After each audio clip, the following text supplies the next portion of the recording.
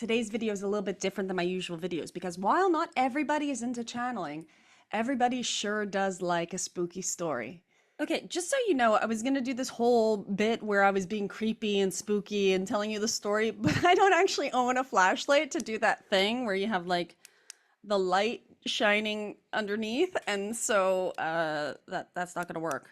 This, it's a bike light or a headlamp. I don't know what it is. Anyway, it was a dark and stormy night. Where are my lights?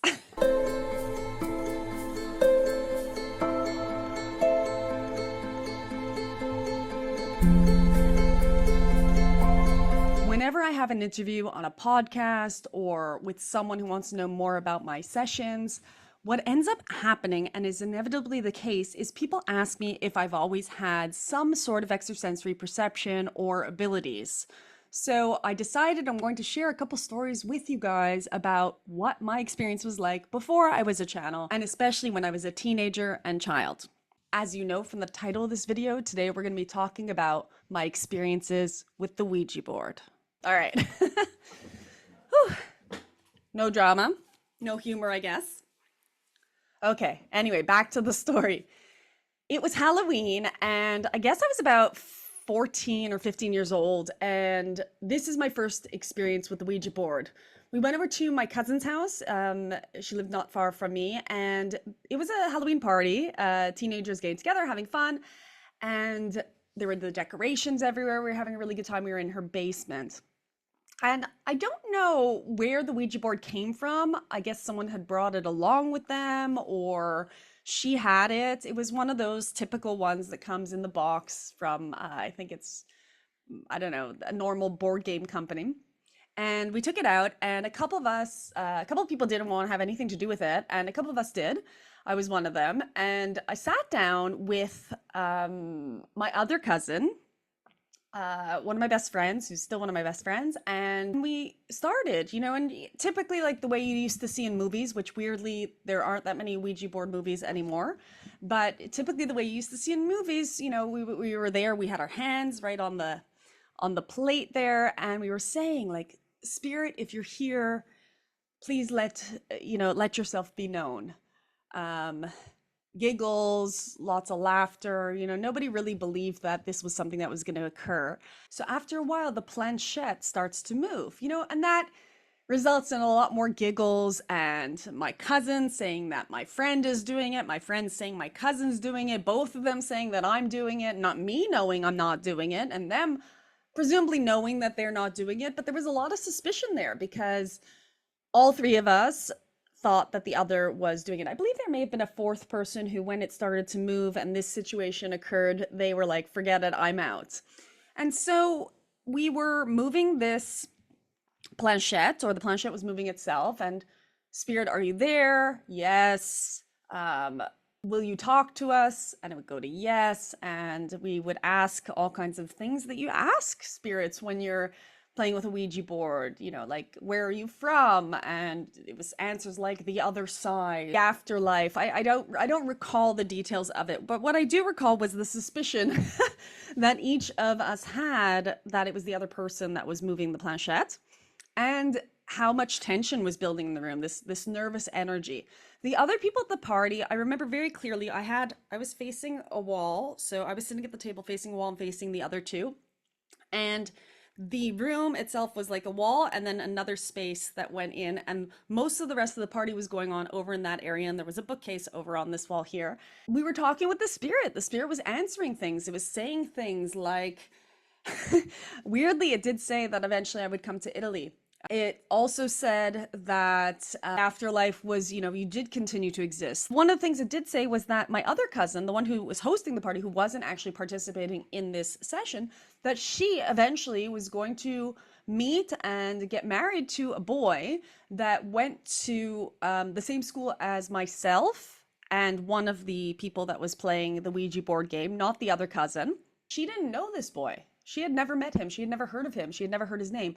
But the Ouija board spelt out this entire name for us at the time. We continued playing for a while, and the energy was escalating and we were asking all kinds of questions. There were all kinds of predictions coming through, which was something interesting. And it was a little bit creepy. This energy was not entirely nice. So again, the three of us who were playing, we kept suspecting that it was someone else, playing a trick on us. The other people who were at the party eventually ended up gathering around this Ouija board situation because of the prediction of my cousin with this boy she was going to marry, or eventually man that she was going to marry. And everyone had this tension and everyone was saying, no, you're doing it. No, you're doing it. No, Jess is doing it. No, this one's doing it. That one's doing it.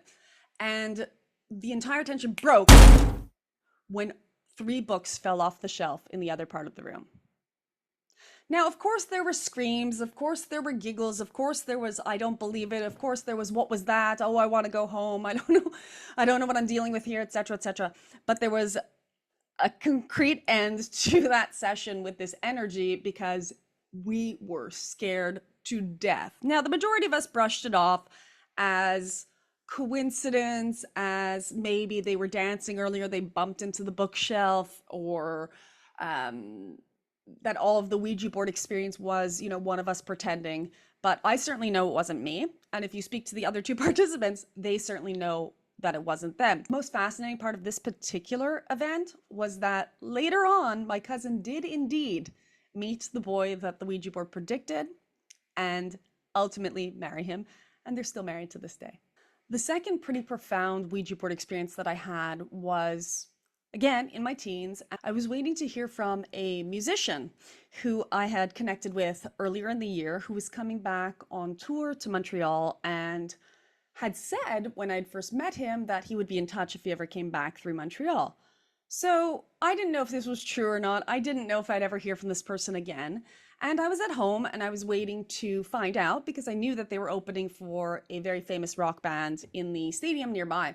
I was bored and I was anxious and I was wanting to have some answers. Anyway, I had a Ouija board and I began to, with complete faith that I could connect with these energies, ask questions. Now, again here, first of all, I was alone. So at this point, the only other thing that could have been moving the planchette was my subconscious mind, which I also accepted completely. It's the same thing with channeling. I accept that it's possible, that there is no such thing as supernatural, that there is no such thing as extrasensory perception, and that our human brains are capable of far more than we expect or know of them, and can not play tricks on us, but access other things, other energies that we're not aware of in this now moment.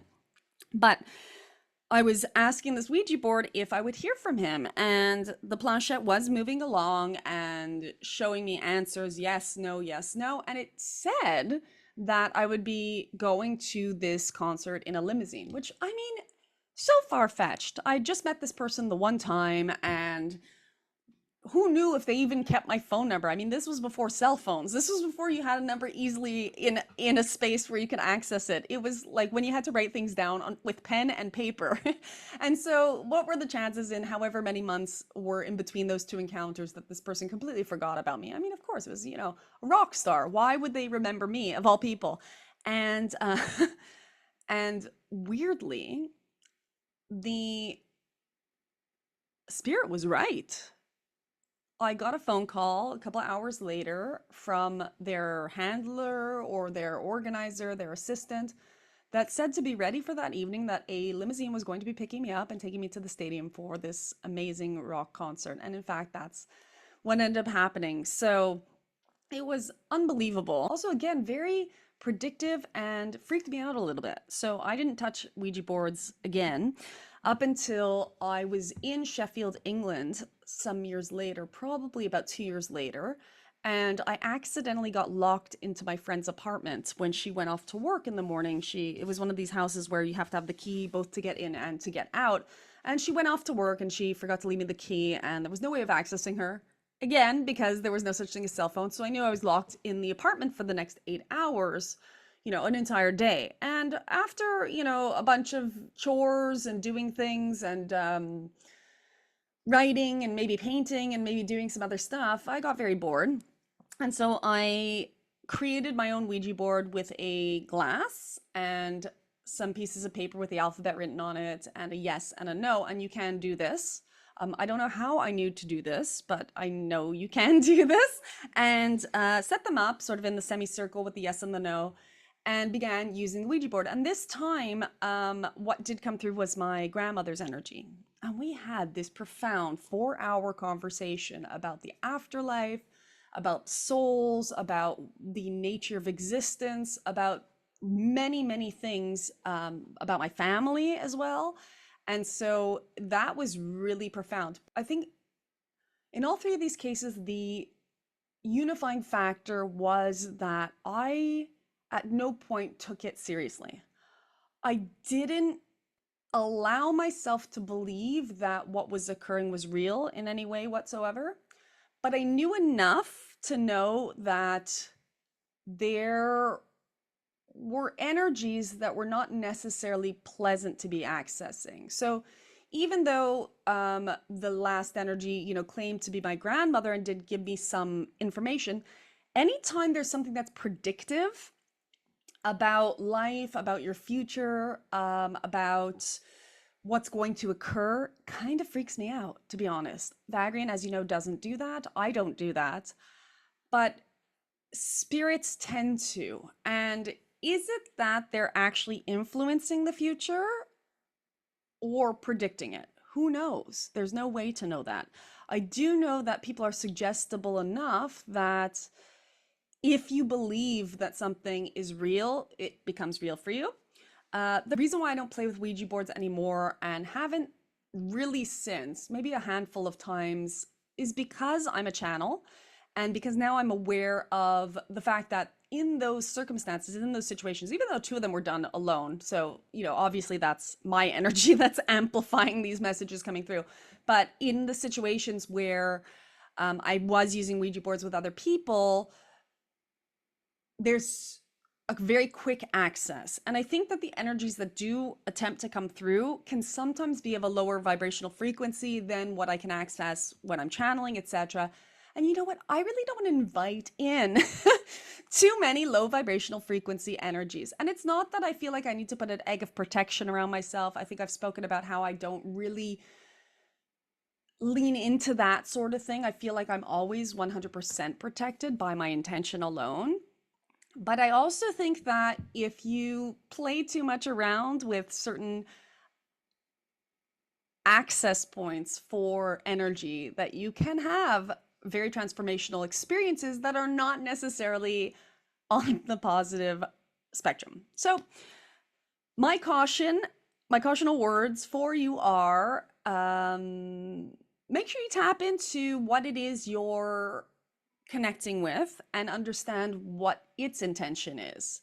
Also, make sure your own intention is extremely pure if you're using a Ouija board or you're contacting spirits in a seance or even channeling. Make sure that you're doing it for the right reasons, and that those reasons are comfortable for you. The right reasons will mean different things to different people. And do make sure to look out for yourself and do make sure that your intention is pure, whatever that means for you if you are going to use a Ouija board. I personally do not like the energies of spirits or deceased or what would be perceived of as ghosts or things like that. And so I don't interact with that level of frequency. But if you feel like it's resonant for you and it's important for you, then know that Ouija boards are the real deal and that you can access things, but really check in to make sure that you'd want to. I will create another video like this eventually talking about my experiences with ghost stories, and maybe by then I'll have the flashlight to be able to do my spooky intro. Until then, I hope to see you back here for another video, for another Vagrein channeling, for meditation, for an EFT tapping, or just to hear me ramble on things like this. And I will see you very, very soon. Bye-bye.